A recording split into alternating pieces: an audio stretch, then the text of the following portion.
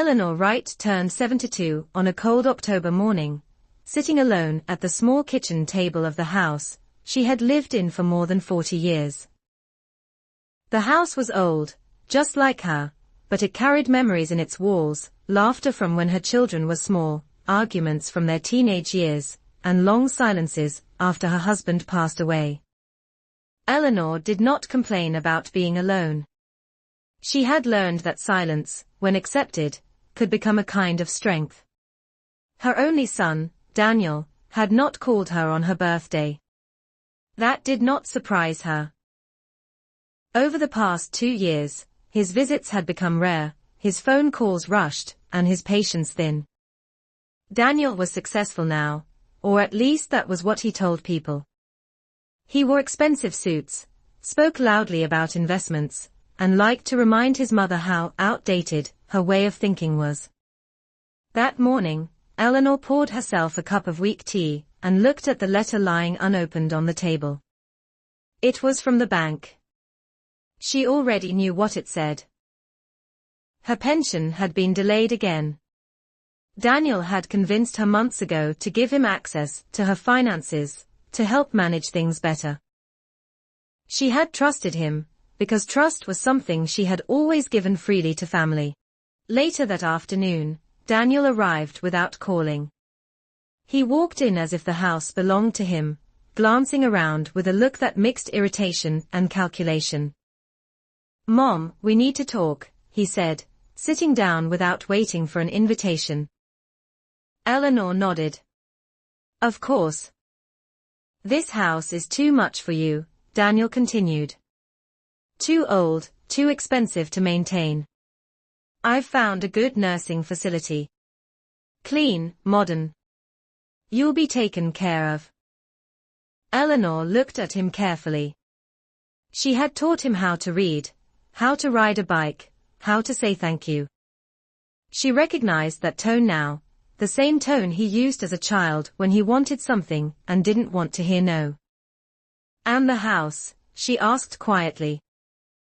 Daniel smiled. "I'll handle it. We can sell it. Use the money wisely." Eleanor said nothing. Silence made Daniel uncomfortable. "You'll be happier there," he added. "This is for your own good." That evening, after Daniel left, Eleanor walked slowly through each room of the house. She touched the faded curtains, the old bookshelf, the small wooden cabinet in the bedroom that Daniel had never bothered to open. Inside that cabinet were documents, neatly arranged and carefully protected, things Eleanor had learned to manage on her own long before Daniel believed she was helpless. She sat on her bed and thought back to her life. She had worked for 30 years as a school administrator, quietly saving, quietly learning. Her husband had always said, "You don't need to be loud to be strong." After his death, she had taken that lesson seriously. 2 weeks later, Eleanor moved into the nursing facility Daniel had chosen. It was clean, as he promised, but cold in ways that had nothing to do with temperature. Daniel visited once, signed a few papers, and left in a hurry. What he did not know was that Eleanor had already met with her lawyer before moving. A woman named Margaret, sharp-eyed and calm, who listened without interrupting. "You're not powerless," Margaret had said gently. "You just need to decide what you want." Eleanor had decided. While Daniel focused on preparing the house for sale, Eleanor focused on herself. From her small room, she made phone calls, reviewed documents, and signed papers with a steady hand. She revoked Daniel's access to her accounts. She transferred ownership of the house, not to herself, not to Daniel, but into a charitable trust that would fund scholarships for children from low-income families. Children like the ones she had once helped at school. When Daniel found out, it was too late.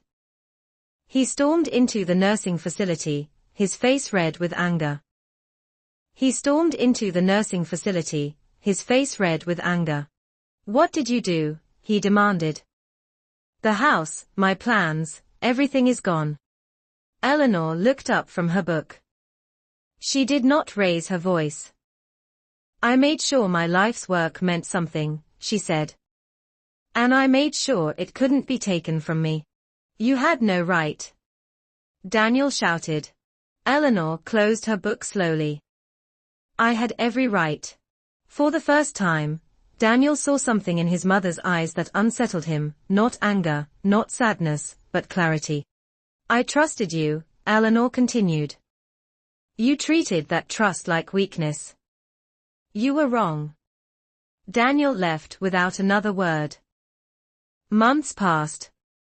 Eleanor's days settled into a peaceful routine. She volunteered to read to other residents, helped staff organize small events, and received letters from the Scholarship Foundation thanking her for her generosity. Each letter reminded her that her life still had value, far beyond money or property. Each letter reminded her that her life still had value, far beyond money or property. Eleanor smiled softly. Standing up doesn't always look the same, she said. Sometimes it looks like waiting. Sometimes it looks like silence. And sometimes, it looks like knowing exactly when to speak. Years later, when Eleanor passed away quietly in her sleep, Daniel attended the funeral in the back row.